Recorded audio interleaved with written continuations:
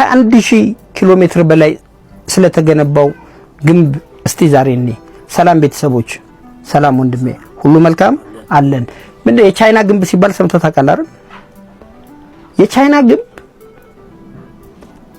21180 ምናምን ኪሎ ሜትር ነው። ኦልሞስት 21200 ኪሎ ሜትር ያህል ነው።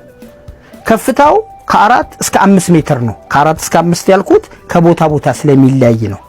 በአመት በጣም ብዙ ሚሊዮኖች እየመጡ የሚጎበኙት ቦታ ነው።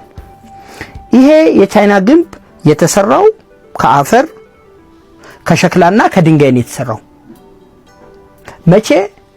ከ2000 ዓመት በፊት 2000 ዓመት ነው የፈጀው። ከ2000 ዓመት በፊት ብቻ ሳይሆን 2000 ዓመት በላይ ፈጅቷል። ስንት ነገስታቶች አልፈዋል በዛ 2000 ዓመት ውስጥ። ነገር ግን የትውልድ ቅብብል ነውና የመጣው ነገስታት ሁሉ እሱን እየሰራ እያስቀጠለ ነው የሚያልፈው። አነሳሱና አጀማመሩ የነ ሞንጎሎች ወረራ ምናምን በፊት በነበረ ጊዜ እሱን ለመጠበቅ ነው፣ ፕሮቴክት ለማድረግ ነው ህዝቡን ምናምን። ሄዶ ግን እስከ 19ኛው ክፍለ ዘመን ድረስ ያ ግን በመጡ ነገስታቶች ሁሉ እየተሰራ